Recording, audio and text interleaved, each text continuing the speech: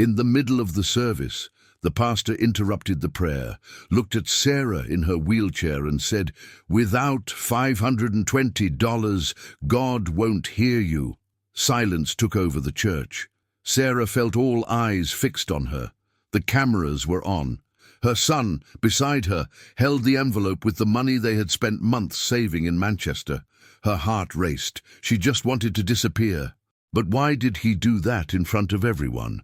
Was it a test of faith or something much darker? What was really happening in that church? What happened next destroyed that family and exposed a shocking truth about that man of God. Comment: is this faith or exploitation? I want to know what you would do in this situation. My name is Sarah, and I never imagined that one day at church would change my life forever. But it happened, and in a way I never expected. I've always been a person of faith. I always believed that God was present in my life, even after the accident, even after losing the movement in my legs at 34 years old. It was a stupid car accident, one of those that happens in a split second and changes everything. A drunk driver, red lights, and then only pain. The wheelchair didn't define me, but I also can't say it was easy. It wasn't. Every pitying look, every door that wouldn't open, every ramp that didn't exist, all of this reminded me that the world wasn't made for people like me. But I had faith. I had my son, James, 19 years old, and I had hope that one day things would get better. It was James who told me about Pastor David Williams. He had seen videos on YouTube, read testimonials on social media, people saying they had been healed, that Pastor David had the gift, that God operated through him in a special way. James became obsessed with the idea. He wanted me to be healed. He wanted me to walk again. I don't know if I completely believed, but I saw the hope in my son's eyes, and that was enough. Pastor David's church was in Manchester, about 2 hours from our town. It was a big church, one of those modern ones, with powerful sound and giant screens. James started saving money for the trip. He worked at a supermarket during the day and did deliveries at night. I saw the exhaustion on his face, but he never complained. He would just say, "Mom, it'll be worth it. You're going to walk again." It took 3 months for us to save the money. It wasn't just the trip. It was the offering. James had read on online forums that Pastor David asked for a faith offering before special prayers. Some said it was $200, others $300. But James wanted to be sure. He saved $550. He said it would be more than enough. I remember the day we left home. It was a Sunday morning, still dark. James helped me get into the adapted car we managed to borrow from a neighbor. He was nervous, but excited. I don't know what I was. Hopeful, afraid, maybe both. The trip was long. James drove in silence, only turning occasionally to give me a smile. I held the purse where the envelope with the money was. 50 $10 bills and one 50. Each bill represented hours of work, sleepless nights, simple meals, but it also represented hope. And that's what I held in my hands. When we arrived at the church, I was impressed. It was huge. The parking lot was packed. There were security guards organizing the flow of people, cameras everywhere. It was like an event, not a service. James helped me out of the car and pushed my wheelchair to the main entrance. Inside, the church was even more impressive. Colored lights, comfortable chairs, a giant stage with an illuminated cross in the background. There were hundreds of people, entire families, elderly, young people, and many like me in wheelchairs or with crutches, everyone seeking the same thing, a miracle. A young volunteer greeted us. He had a big smile and a clipboard in his hand. "First time here?" he asked. "Yes," James answered. "We came for healing." The volunteer nodded, as if he already expected that answer. "Wonderful. Pastor David will pray for the sick at the end of the service, but you need to fill out this form first." He handed us a sheet. It was a simple form, asking for name, age, reason for visit, and at the end a question: "What is the amount of your faith offering?" My heart tightened. It wasn't a suggestion, it was a direct question. I looked at James, who was already filling out the form with determination. He wrote $550. The volunteer looked, smiled, and said, "That is true faith. You will be called at the right time." We sat near the front, as the volunteer suggested. The service began with upbeat songs, people clapping, raising their hands. It was engaging, contagious. I almost forgot why we were there. But then Pastor David took the stage. He was exactly like in the videos. Tall grey hair, impeccable suit. He spoke with conviction, with authority. He spoke about faith, about sacrifice, about how God rewards those who give everything for him. And with each sentence the crowd responded with amen and applause.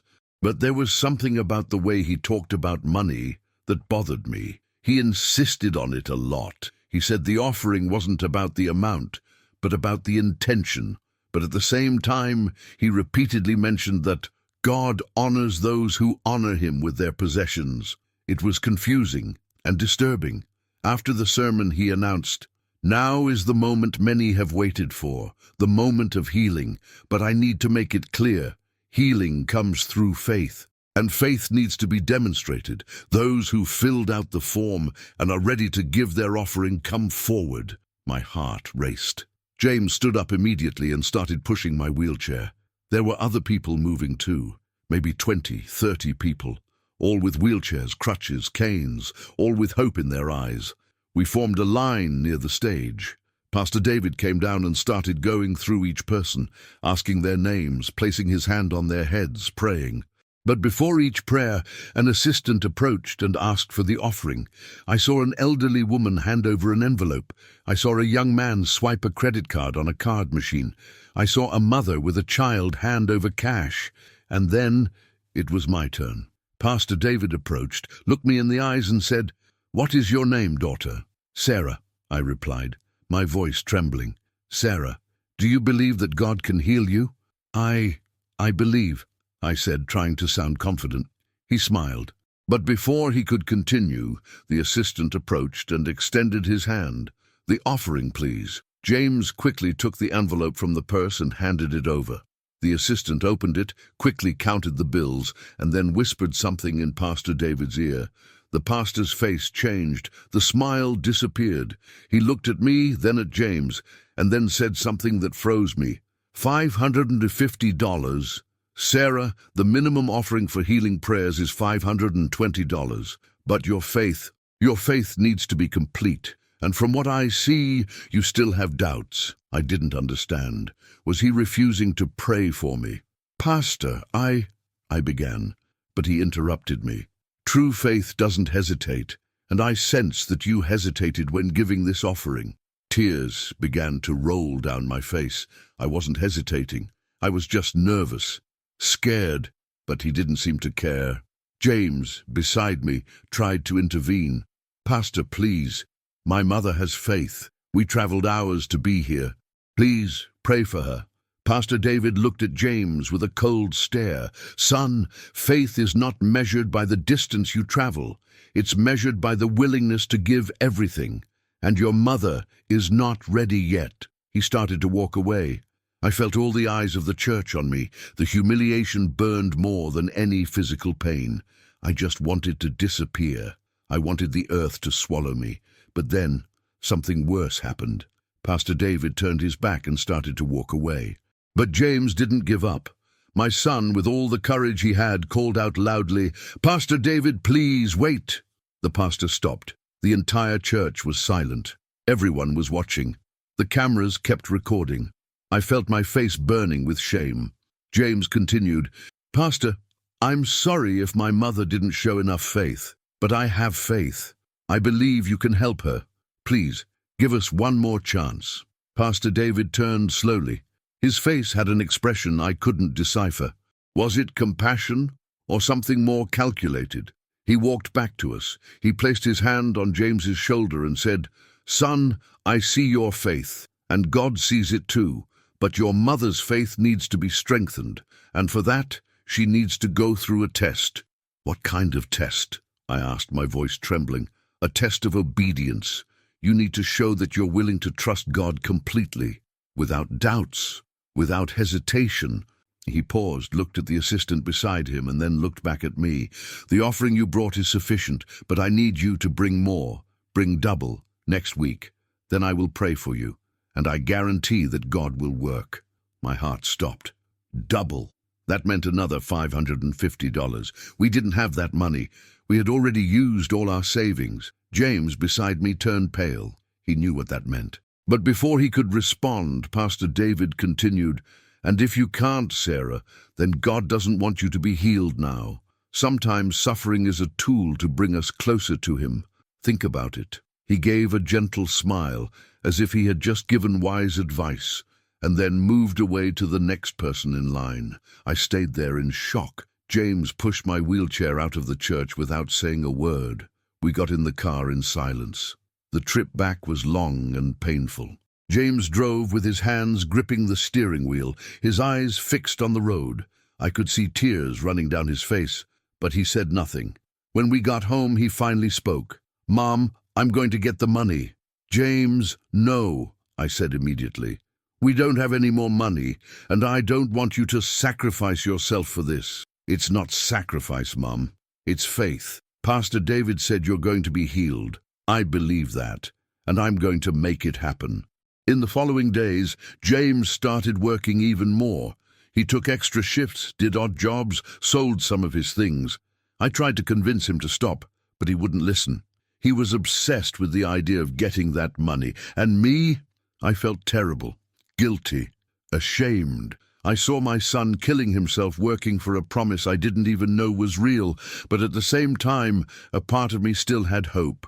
A small part that wanted to believe that Pastor David was right.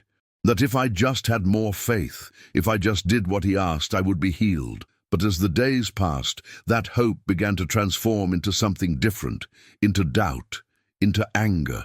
One night, while James slept after an exhausting day of work, I stayed awake in bed thinking, why did Pastor David do that? Why did he humiliate me in front of everyone? Why did he ask for more money? Shouldn't it be about faith, not about money? I started researching. I grabbed my phone and searched for Pastor David Williams's name on the internet, and what I found made me feel sick. There were dozens of testimonials, people saying they had been healed, but there were also complaints, many complaints, people saying they had been deceived, that they paid high offerings and received nothing in return. There was even an entire forum dedicated to exposing fraudulent pastors, and Pastor David's name appeared several times. One woman wrote, "He asked me for $1,000 to pray for my husband who had cancer. I paid. My husband died 3 months later. When I went back to the church to ask for explanations, he said it was because my faith wasn't strong enough." Another man said, "He promised to heal my daughter who had cerebral palsy. He charged $800. Nothing happened, and when I questioned it, he expelled me from the church." My heart tightened. Was I about to fall into the same trap? But then I thought of James. I thought about how much he believed, how much he was sacrificing. I couldn't just give up without trying, could I? The following week, James finally got the money. He had worked non-stop, barely slept. When he placed the envelope in my hand, I saw the pride on his face, and also the exhaustion. "Mom, we're going back there, and this time Pastor David is going to pray for you, and you're going to walk again. I know it." I didn't have the courage to tell him about the complaints I had read online. I didn't have the courage to destroy his hope, so I just smiled and said, "Thank you, son." The following Sunday, we returned to the church. This time, I was more prepared, or at least I thought I was. When we entered, the volunteer recognized us immediately. "Sarah, you came back. That's wonderful. Pastor David is going to be very happy." We filled out the form again. James wrote $550 in the offering field. The volunteer looked, smiled, and said, "Perfect, you'll be called soon." The service started the same way. Songs, applause, sermons about faith and sacrifice. But this time, I paid attention to every word Pastor David said, and I noticed something I hadn't noticed before. He talked a lot about money. A lot. Almost every verse he quoted had something to do with offerings. with giving everything to God, with sacrificing your possessions. He made jokes about people who keep money for themselves instead of investing in the kingdom of God, and the crowd laughed, applauded, amen after amen. And then the moment of healing arrived. This time, the line was even longer. There were at least 40 people waiting. I recognized some faces from the week before, people who, like me, had probably been sent back to get more money. When Pastor David started going through the line, I watched carefully. I saw how he looked first at the assistant, who counted each person's money. I saw how he spent more time with those who had given larger offerings. I saw how he made quick, almost mechanical prayers for those with smaller offerings. And then it was our turn. The assistant took our envelope, counted the bills, and whispered something in Pastor David's ear. He nodded and then approached me. "Sarah, you came back. That is true faith." "Yes, Pastor," I replied, my voice firmer this time. "And you brought the complete offering?" "Yes, I brought it." He smiled. "Then let's pray." He placed his hand on my head and started praying. But the prayer was strange. He spoke loudly, dramatically, as if he were performing for the cameras. He shouted things like, "Come out, spirit of infirmity, and rise and walk." The people around started clapping, shouting, "Amen," raising their hands. But I felt nothing, absolutely nothing. After a few minutes he stopped, looked at me and said, "Rise, Sarah, rise and walk." I looked at him confused. I can't, Pastor." "Try. Use your faith. Rise." I tried. I tried to move my legs, tried to get up from the chair, but nothing happened. My legs remained inert, unresponsive. Pastor David frowned. "Sarah, you need to believe. Without faith, there are no miracles." Tears began to roll down my face. "I'm trying, Pastor. I swear I'm trying." But he was already walking away. "Come back next week. Bring more faith, and maybe God will be ready to heal you." And it was at that moment that something inside me broke. It wasn't sadness, it was anger, pure anger. I didn't sleep that night. I lay in bed, staring at the ceiling with those words echoing in my head. "Come back next week. Bring more faith." More faith? Or more money? For the first time, I started to question whether this was all really about God or about something completely different. James was devastated. He had put so much hope into that moment, had worked so hard to get the money, and now, after everything, nothing had changed. I was still in the wheelchair, and we were out of money. "Mom, maybe we need to try one more time," James said the next morning, while we had coffee. "James, no," I replied firmly. "We already gave everything we had. If that wasn't enough, then..." "Then what?" he interrupted, his voice breaking. "We give up? We just accept that you're never going to walk again?" His words cut me like a knife, because he was right. A part of me still wanted to believe there was a chance, but another part, bigger and more rational, knew we were being manipulated. "I don't know, son," I said with tears in my eyes. "I just don't know anymore." In the following days, I continued researching Pastor David Williams, and the more I discovered, the worse it got. There were reports of people who had spent thousands of dollars on healing offerings and had never been healed. There were stories of families who had gone into debt, who had sold houses, cars, everything, because the pastor said it was a test of faith. A woman on a forum wrote, "My husband had terminal cancer. Pastor David promised he would be healed if we gave $5,000. We sold our car to get the money. My husband died 3 weeks later."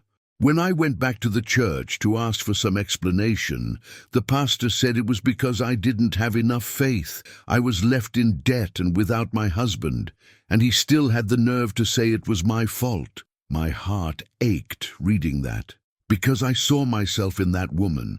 I saw James. I saw all the desperate people who, like us, just wanted a miracle. But there was something else that bothered me. In Pastor David's YouTube videos, he always appeared in expensive clothes, luxury watches, driving imported cars. He talked about God's blessings and how God rewards those who give, but the rewards seemed to be only for him. A week later, James came home with news. "Mum, I managed to talk to a woman who attends Pastor David's church. She said he does special meetings in smaller groups for people who want more intense prayers. She said it's more effective. And she gave me a number to call. My stomach churned. James, how much does this special meeting cost? He hesitated. $1,000. $1,000.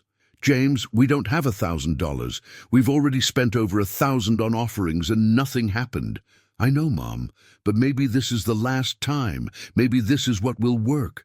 I looked at my son and saw desperation. I saw hope, and I also saw something that scared me. Obsession.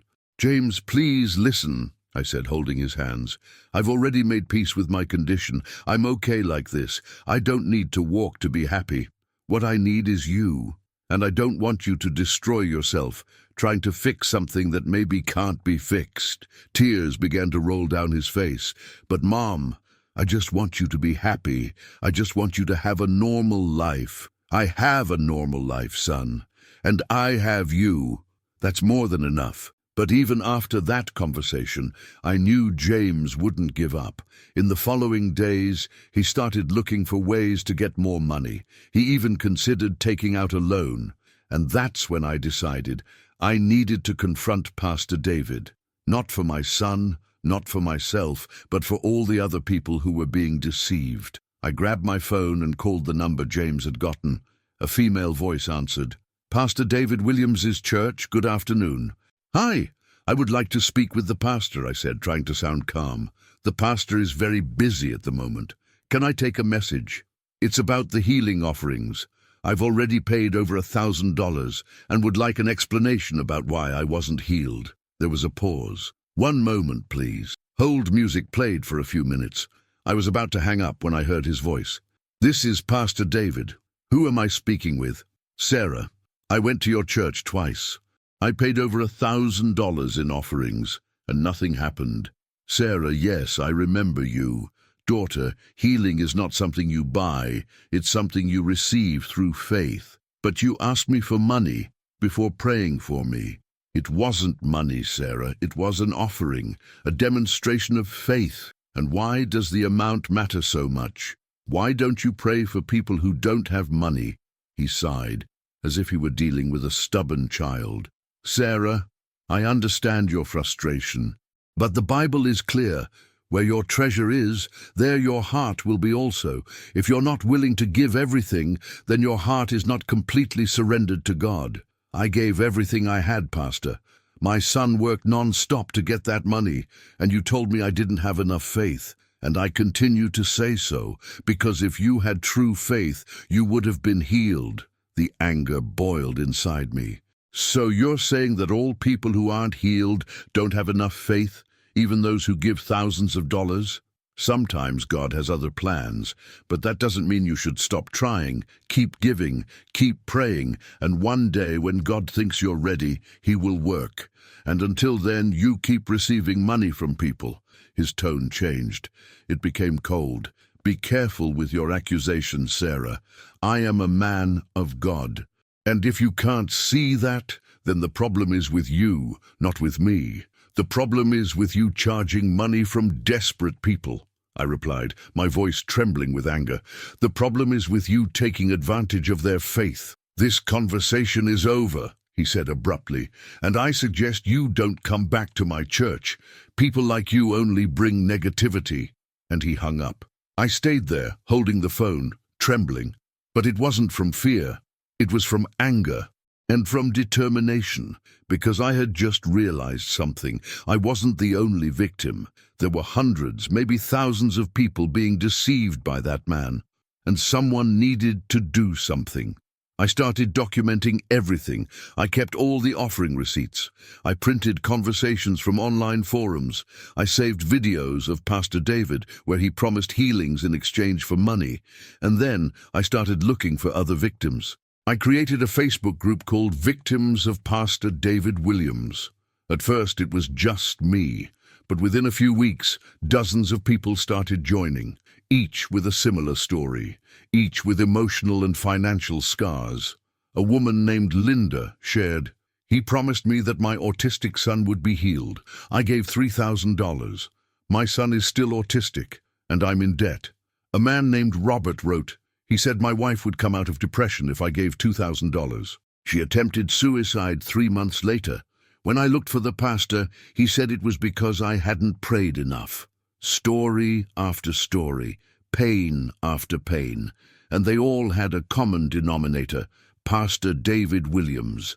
But I knew that a Facebook group wouldn't be enough. I needed something bigger. I needed to truly expose him. That's when I met Amanda. Amanda was an investigative journalist. She had a YouTube channel with over 500,000 subscribers where she exposed frauds, scams, and people who abused their positions of power. When she saw my Facebook group, she sent me a message. "Sarah, I read your story, and I want to help. Can I call you?"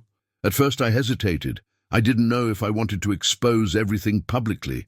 But then I thought about all the other people who were being deceived. I thought about Linda, about Robert, about all the victims in the group. And I said yes. Our first phone conversation lasted almost 3 hours. Amanda asked detailed questions about everything: how much money I had given, what Pastor David had said, how he behaved during services. She wrote everything down. "Sarah, you're not the first person to contact me about this pastor," Amanda said. "I've received other complaints, but nobody had concrete proof. Do you have receipts?" "I do. I have everything documented." "Perfect. That's exactly what I need. But I'm going to need more. I'm going to need video testimonials from other victims, and if possible, I'd like to go to his church and film." My heart raced. The idea of going back to that church, of confronting Pastor David again, scared me, but at the same time I knew it was the only way to expose the truth. "I'll go with you," I said with a firm voice. In the following days, Amanda contacted several people from the Facebook group. Some agreed to record testimonials. Others were afraid of exposure. But in the end, we got 5 people who were willing to speak openly. We recorded the testimonials on different days. Each story was more painful than the last. Linda, the woman who had given $3,000 for her autistic son's healing, cried throughout the entire recording. She told how Pastor David had promised that her son would be normal in 3 months, how he had said that her son's condition was the result of her unconfessed sins, how she had sunk into debt and guilt, believing it was her fault. Robert, the man whose wife had attempted suicide, spoke with contained anger. He told how the pastor had said that his wife's depression was lack of faith, and that if he gave enough money, she would be healed. He gave $2,000. His wife got worse, and when he came back to ask for explanations, the pastor expelled him from the church and said he was blaspheming against the Holy Spirit. There was also Catherine, a 68-year-old woman who had given $5,000, her entire retirement, because the pastor promised to heal her breast cancer. The cancer spread. She underwent chemotherapy, and when she confronted the pastor, he said it was because she hadn't sowed enough. Each testimonial broke me more, because I saw my pain reflected in them, and I also saw Pastor David's greed and cruelty. After recording the testimonials, Amanda and I planned our visit to the church. We decided to go on a Sunday morning during a regular service. Amanda would bring hidden cameras and try to film as much as possible. James, when he learned of the plan, wanted to go with us. He was conflicted. Part of him still believed in the pastor, but another part was beginning to see the truth. "Mom, if you go, I'm going with you," he said. "You're not going to face this alone." The following Sunday, the 3 of us went together. Amanda had a small camera hidden in her jacket pocket. I had my phone ready to record if needed. James was nervous but determined. When we entered the church, everything seemed the same upbeat songs, the same colored lights, the same engaging atmosphere. But now I saw with different eyes. I saw the desperate people seeking miracles. I saw the volunteers collecting offerings with rehearsed smiles. I saw the manipulation behind every word, every gesture. Pastor David took the stage and began his sermon. And as always, the theme was money. "God is calling you today to a sacrifice," he said with a firm voice. "He is asking, what are you willing to give for me? And if your answer is everything, then prepare to receive everything back multiplied." The crowd applauded. Some people shouted, "Amen," but I only felt anger. After the sermon came the moment of healing prayers, and once again a line of desperate people formed. Amanda looked at me and whispered, "Do you want to do this? Do you want to confront him now, in front of everyone?" I thought for a moment, and then I nodded. James pushed my wheelchair to the front. We entered the line, and when it was my turn, Pastor David recognized me immediately. His face changed. He didn't expect to see me there again. "Sarah," he said with a controlled voice, "you came back." "I came back," I replied, my voice stronger than I expected, "but not to ask for healing. I came to ask for explanations." He looked around, noticing that the church's cameras were recording. He smiled, trying to maintain composure. "Explanations about what, daughter?" "About the over $1,000 I gave and received nothing in return. About the promises you made and didn't keep. About all the other people you deceived." Silence took over the church. All heads turned to us. I felt the weight of hundreds of stares, but this time I didn't care. Pastor David tried to smile, but I saw the tension in his face. "Sarah, I understand your frustration, but as I already said, healing comes through faith, and unfortunately, you're not ready yet." "Not ready or didn't pay enough?" I interrupted. "Because it seems to me that you only pray for those who can pay." He took a deep breath. I could see he was losing patience. "Daughter, I think it's better if you leave. You're disturbing the service." Am I disturbing or am I exposing the truth? That's when James approached and put his hand on my shoulder. "Mom, let's go," he said softly, but I wasn't ready to leave. Not yet. "Pastor David, do you remember Linda, the woman who gave $3,000 for her autistic son's healing? Or Robert, who gave $2,000 for his wife's depression cure? Or Catherine, who gave $5,000 for cancer? All these people paid, and none were healed. Do you have anything to say about that?" His expression changed completely. There were no more smiles, only anger. "Security!" he shouted. Two large men approached us. "Escort them out, now." "I'm leaving," I said, raising my hands. "But before I do, I want everyone here to know this man is a liar. He charges money from desperate people and delivers nothing. He is not a man of God. He is a con artist." The security guards started pushing us toward the exit. But as we left, I heard something that made me smile. Some murmurs, people whispering, doubts beginning to arise. When we left the church, Amanda was smiling. "I got everything recorded," she said, showing the camera. "This is going to go viral." And it went viral. Amanda published the video 3 days later. She edited everything, the victims' testimonials, the recording of the confrontation at the church, the offering receipts. The title was direct and impactful. "Pastor charges thousands of dollars for healings and delivers nothing. Victims speak out." In the first minutes after publication, the video had only a few hundred views, but then it started to grow, rapidly. Within a few hours, it had 10,000 views. The next day, 100,000. In 1 week, it surpassed 2 million. The comments were explosive. Some were supportive, saying things like, "Finally, someone exposing these charlatans, and this should be a crime." But there were also defenders of Pastor David, saying that we were the ones who didn't have enough faith, that we were blaspheming against a man of God. The divided reactions scared me because they showed how blind some people were to manipulation, but at the same time they gave me hope because many others were beginning to question. My phone wouldn't stop ringing. Journalists wanted interviews.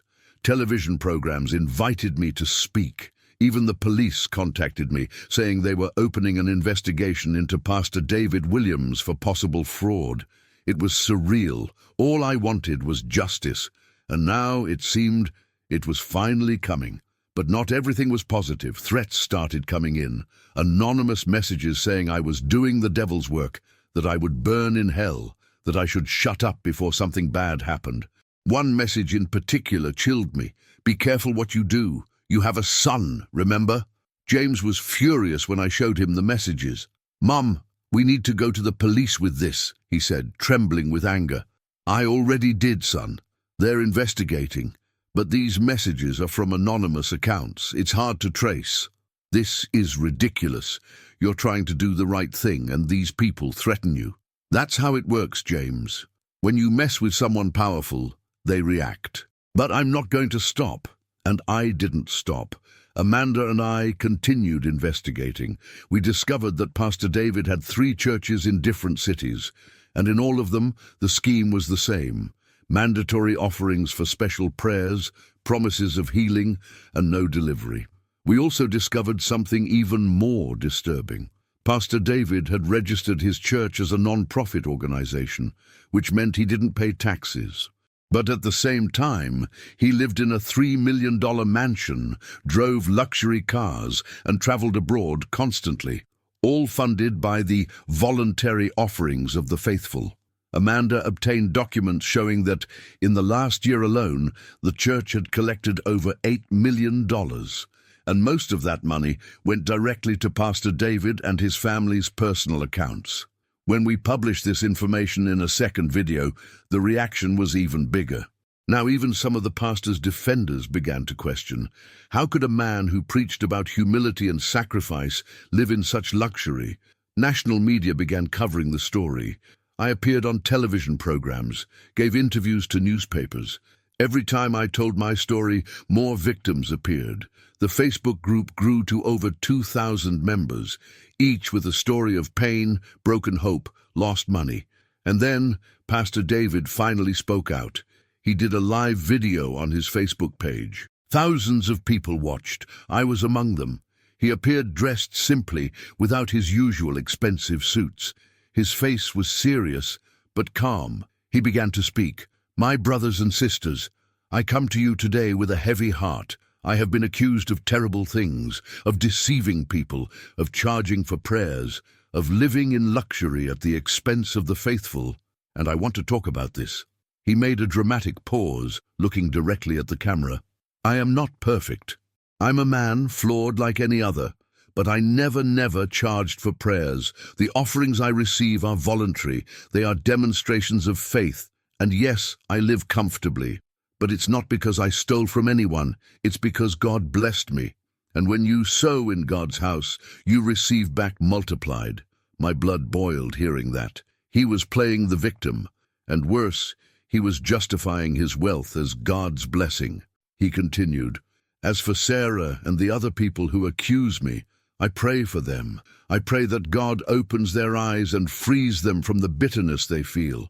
Because the truth is that they weren't healed not because I failed, but because they didn't have enough faith." I felt tears of anger running down my face. How did he have the nerve to say that? How did he have the nerve to throw the blame back on the victims?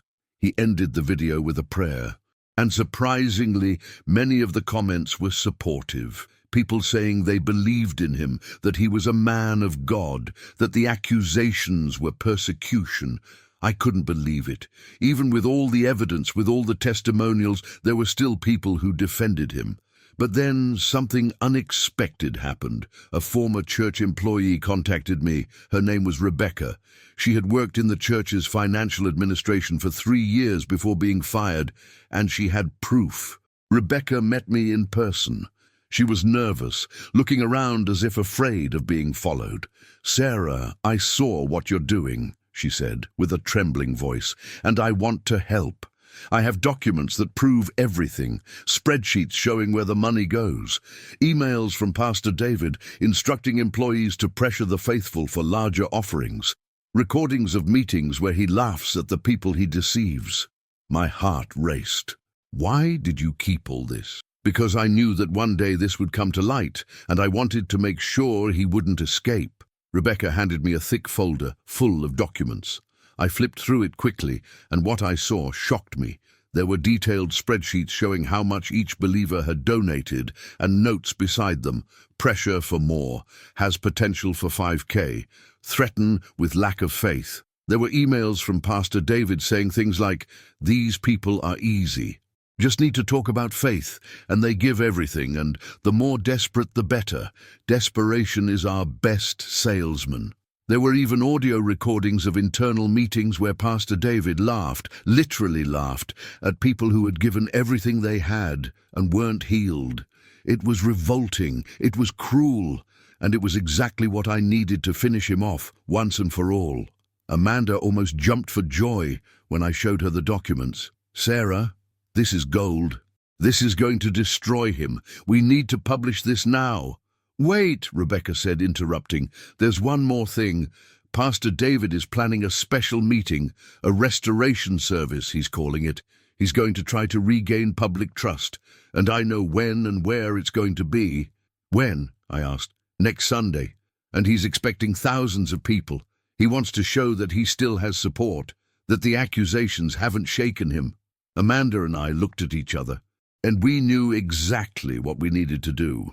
We spent the week planning.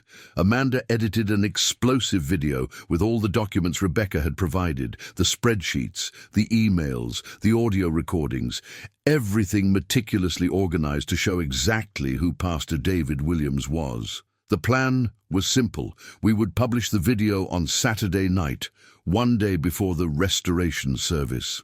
That way, when people arrived at church on Sunday, they would have already seen the evidence. They would already know the truth. James was nervous about the plan. "Mom, are you sure about this? This video is going to completely destroy him. What if he reacts badly? What if the threats get worse?" "Son, I can't live in fear, and I can't let other people continue to be deceived. This needs to end." He nodded, but I saw the concern on his face. Amanda published the video on Saturday at 8 p.m. The title was devastating. "Millionaire Pastor Laughs at Victims Who Donated Everything. Documents and recordings leaked." The reaction was instantaneous. In 1 hour, the video had 50,000 views. In 3 hours, it surpassed 500,000. At midnight, it had over 1 million. And the comments were furious. "This is criminal. How does he have the nerve to laugh at people? I hope he gets arrested. This man is a monster." But what surprised me was the number of former church members who started commenting. People who had fiercely defended the pastor were now saying things like, "I feel so stupid for believing him, and I gave $10,000 over the years. How was I so blind?" The shift in opinion was massive and fast. On Sunday morning, we decided to go to the restoration service. Me, James, Amanda, and some other victims from the group. We wanted to see personally how Pastor David would react after the exposure. When we arrived at the church, there was a strange atmosphere. The crowd was large, but not as large as normal, and the people were different, less animated, more cautious. Many were talking in small groups, whispering, looking at their phones. It was obvious that many had seen the video. We entered and sat in the middle of the church. Amanda had hidden cameras again. We were prepared for anything. The service started, but it lacked energy. The songs were upbeat, but the crowd responded with less enthusiasm. There was a palpable tension in the air. And then Pastor David took the stage. He was different. He wore a simple suit without the luxury watches. His face was serious, almost sad. He knew the game had changed. "Good morning, family," he began with a calm voice. "I know many of you saw the video that circulated yesterday, and I know you're confused, hurt, maybe even angry." Absolute silence in the church. All eyes were fixed on him. "I want to say a few things. First, I'm not perfect. I made mistakes. I said things I shouldn't have said. I acted in ways that don't reflect Christ's love, and for that, I ask forgiveness." He paused, looking around. "But I also want to make clear, I never, at any time, had the intention of deceiving anyone. The offerings I receive are voluntary, and yes, I live comfortably, but that's not a crime. God blessed me, and I use my resources to continue his work." I couldn't take it. I raised my hand. "Can I speak?" I shouted from my wheelchair. Everyone turned to me. Pastor David looked at me, and for a brief moment I saw panic in his eyes, but he quickly regained composure. "Sarah," he said with a controlled voice. "You again?" "Yes, me again," I replied, my voice firm. "Because someone needs to speak the truth here. Pastor, you just said you never deceived anyone. But I have documents that prove otherwise. Emails where you instruct employees to pressure the faithful for more money. Recordings where you laugh at people who were deceived. How do you explain that? Murmurs spread through the church. People started whispering to each other. Pastor David took a deep breath. Those documents were taken out of context, he said, and those recordings are old, from a time when I was frustrated, but they don't reflect who I am today. Taken out of context, I replied, incredulous. You literally wrote, "The more desperate, the better. Desperation is our best salesman." How can that be taken out of context? More murmurs. Some people started grabbing their phones, probably to search for the video. The pastor tried to smile, but it was forced. Sarah, I understand your anger, but you need to understand that I deal with thousands of people. And sometimes I use inappropriate expressions, but my heart has always been to help. Help? I interrupted, my voice rising. You charged over $1,000 from me, promised healing, and delivered nothing. And then you blamed me, saying I didn't have enough faith. Is that help? Linda, who was sitting beside me, stood up. And you charged $3,000 from me for my autistic son's healing, she said, her voice trembling. You promised he would be normal. And when it didn't happen, you said it was because I had unconfessed sins. How dare you? Robert also stood up. And you charged $2,000 from me for my wife's depression cure. She attempted suicide 3 months later, and you expelled me from the church when I asked for explanations. One by one, the victims from the group began to stand up and share their stories. The entire church was in shock. Some people were crying. Others were shaking their heads, incredulous. Pastor David was losing control. His face turned red. He tried to speak, but his voice failed. I don't, he began, but couldn't continue. And then something unexpected happened. One of his assistants, a young man named Marcus, went up on stage and took the microphone. Pastor David, I can't take it anymore, Marcus said, his voice trembling. I worked with you for 5 years, and I saw everything. I saw you manipulate people. I saw you charge money from people who didn't have it. I saw you laugh when they left, and I stayed quiet because I was afraid of losing my job. But after seeing yesterday's video, I realized I'm complicit, and I don't want to be anymore. The church exploded in murmurs. Pastor David tried to take the microphone back, but Marcus moved away. He has 3 churches, Marcus continued, and in all of them the scheme is the same. Mandatory offerings, false promises, emotional manipulation, and he makes millions from it. Millions. Pastor David tried to leave the stage, but the crowd blocked the way. People were shouting questions, demanding answers. Some were crying, others were furious. And in the middle of all that chaos, I felt something strange. It wasn't joy. It wasn't revenge. It was relief. Because finally, after months of struggle, the truth was being exposed, and not just by me, but by everyone he had hurt. The police arrived minutes later. Someone had called reporting a disturbance. And when the officers entered and saw the situation, they immediately approached Pastor David. Pastor David Williams, one of the officers asked. Yes, he replied, his voice weak. You are being investigated for fraud and religious deception. We need you to come with us, to give a statement. He tried to argue, but the officers were firm. And as they led him out of the church, the crowd remained silent, a heavy silence, full of pain, betrayal, regret. James put his hand on my shoulder. Mom, you did it, he said with tears in his eyes. I looked around at all those people who had been deceived and thought, it wasn't just me. It was all of us. In the weeks following the confrontation at the church, my life turned upside down, but this time in a different way, better. The police investigation against Pastor David Williams progressed rapidly. With the documents Rebecca had provided and the testimonies of dozens of victims, the authorities had enough evidence for a formal charge of fraud, religious deception, and breach of trust. The case was opened, and the media covered everything. National newspapers published articles with headlines like "Millionaire Pastor Accused of Deceiving Faithful and Religious Fraud Scheme Moved Millions." Television programs called me for interviews. I, who had always been an ordinary person, was suddenly in front of cameras, telling my story to millions of people. At first it was scary. I wasn't used to so much attention. But then I realized this was my chance to make a difference, to warn other people, to prevent more victims from being created. James was proud of me. He had changed a lot since the beginning of all this. The obsession with my healing had given way to a deeper understanding about faith, about manipulation, about the danger of putting men on pedestals that only God should occupy.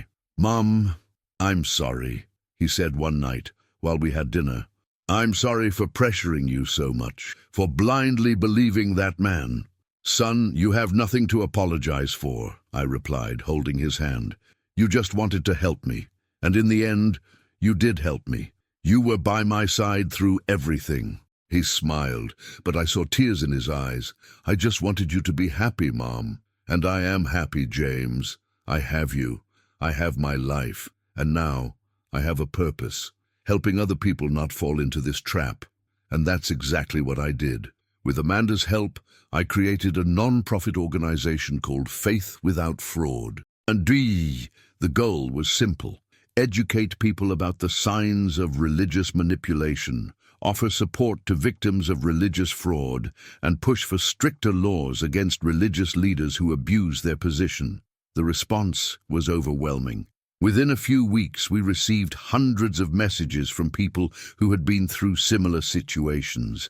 People who had lost money, who had been manipulated, who had their lives destroyed by greedy religious leaders.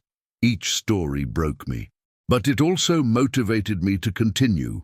We organized workshops in communities, teaching people to identify warning signs, things like leaders who insist on mandatory offerings for prayers or blessings, promises of healing or prosperity in exchange for money, guilt and emotional manipulation to forced donations, non-existent financial transparency, luxurious lifestyle of the leader while the faithful struggle financially. We also worked with lawyers to help victims seek restitution. It wasn't easy. Many cases didn't have enough evidence. Others had expired, but we did our best to help. Meanwhile, Pastor David's case progressed. The preliminary hearing was scheduled, and when the day came, the courtroom was packed. There were victims, journalists, onlookers. Everyone wanted to see what would happen to the man who had deceived so many. I was there, of course, in the front row, beside James, Amanda, Linda, Robert, Catherine, and so many other victims.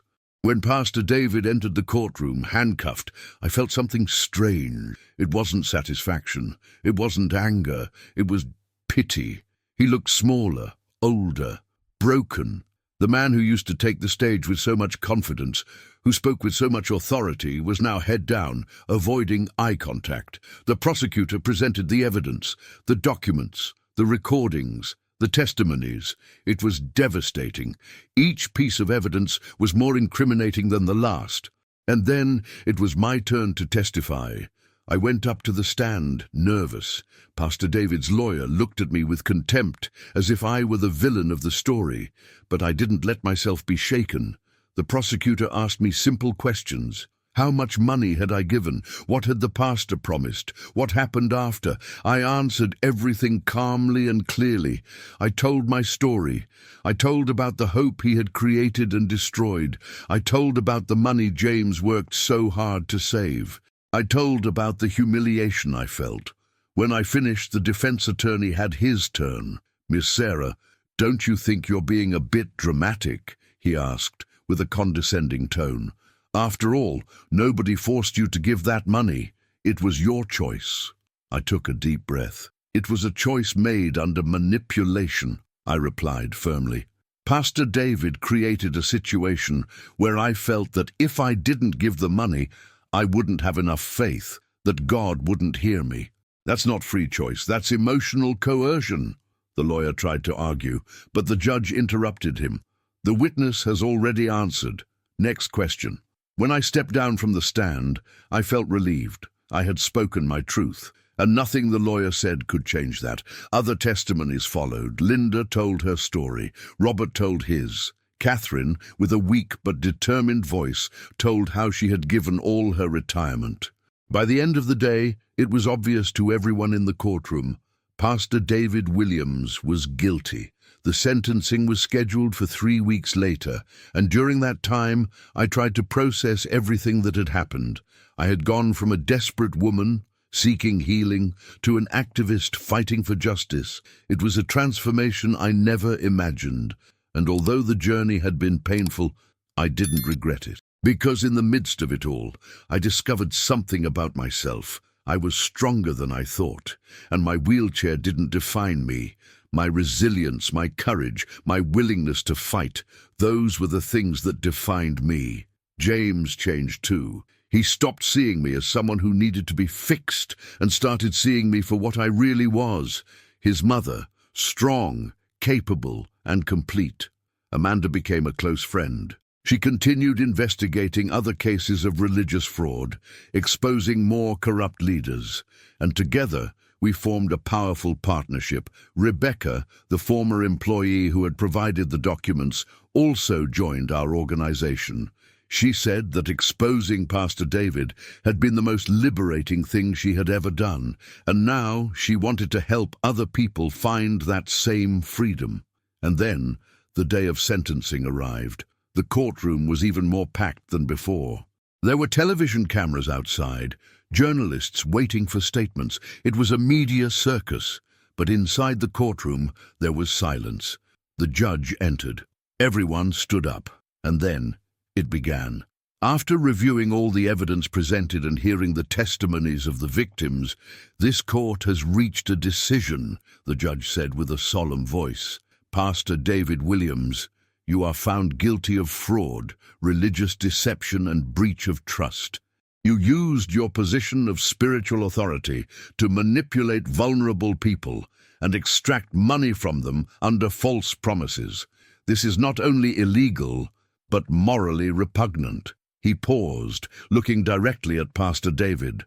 "You will be sentenced to 8 years in prison. In addition, you are required to return all the money stolen from the victims as documented in the records, and you are permanently prohibited from exercising any function of religious leadership." The courtroom exploded in reactions. Some people applauded, others cried. I just closed my eyes and took a deep breath. Justice. Finally, justice. After the sentencing, Sarah left the courthouse surrounded by other victims. There was no exaggerated celebration, just silent relief, a weight that had finally been lifted from all those people's shoulders. James pushed his mother's wheelchair while journalists approached, asking for statements. Sarah stopped, looked at the cameras, and said something that would mark everyone who heard. "This wasn't just about me. It was about all the people who were manipulated by someone they trusted. Religious leaders have immense power over people's faith, and when that power is abused, the consequences are devastating. But today, justice was done. And I hope this serves as a warning. No matter how powerful you are, no matter how many people follow you, if you abuse your position, you will be held accountable." Sarah's words went viral. The video of the statement was shared thousands of times on social media. And once again, she became a symbol of resistance and courage. In the following weeks, the Faith Without Fraud organization grew exponentially. More volunteers joined, more victims sought help, and more importantly, more people began questioning religious leaders who showed signs of manipulation. Pastor David Williams's conviction had a domino effect. Other investigations were opened against religious leaders suspected of similar practices. New laws were proposed to increase financial transparency of religious organizations. And for the first time in a long time, there was a serious conversation about the limits of religious power. Rebecca, the former employee who had provided the documents, also found peace. She said in an interview, "For years I carried the guilt of having been complicit in Pastor David's actions, but exposing the truth freed me. And now, helping other people do the same is the way I found to redeem myself." Linda, the mother who had given $3,000 for her autistic son's healing, also began to recover. With the money she received back through the sentence, she managed to pay her debts and invest in real therapies for her son. "I learned the hard way that there are no shortcuts," she said. "My son doesn't need to be cured. He needs to be loved and supported. And that's what I should have done from the beginning." Robert, the man whose wife had attempted suicide, also shared his healing journey. His wife began proper psychiatric treatment and slowly started to improve. "Depression is not lack of faith," Robert said. "It's a disease, and it needs to be treated as such. Pastor David almost destroyed my family by making me believe otherwise." Catherine, the elderly woman who had given all her retirement, used the returned money to resume her life. She said with tears in her eyes, "I thought I was investing in heaven, but actually I was feeding one man's greed.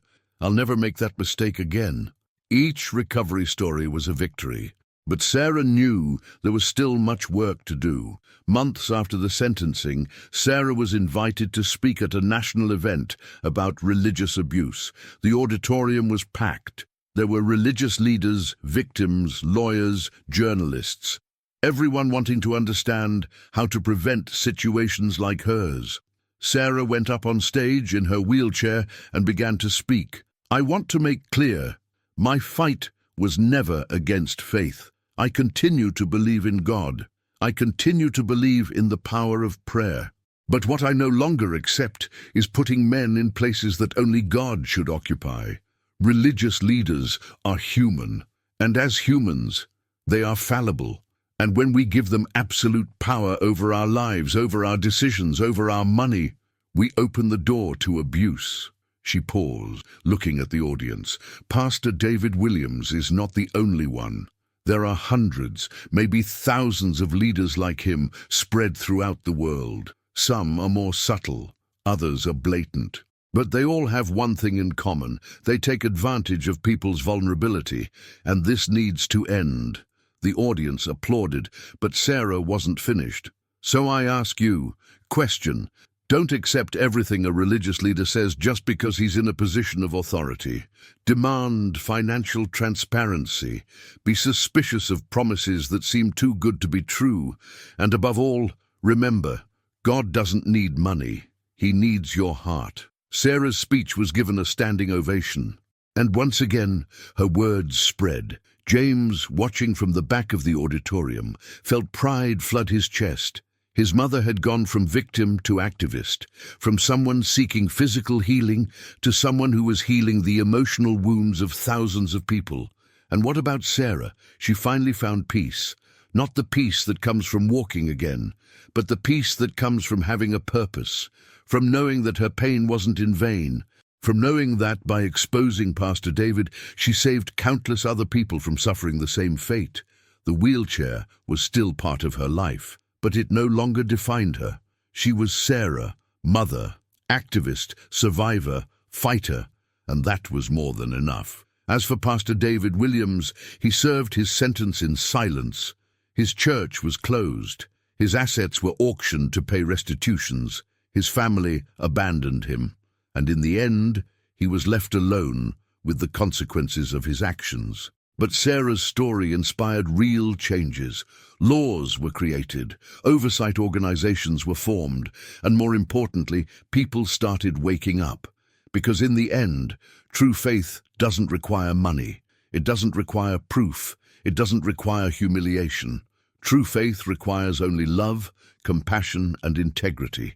And that's what Sarah taught the world. Today, Sarah continues her work at Faith Without Fraud. She travels, gives lectures, supports victims.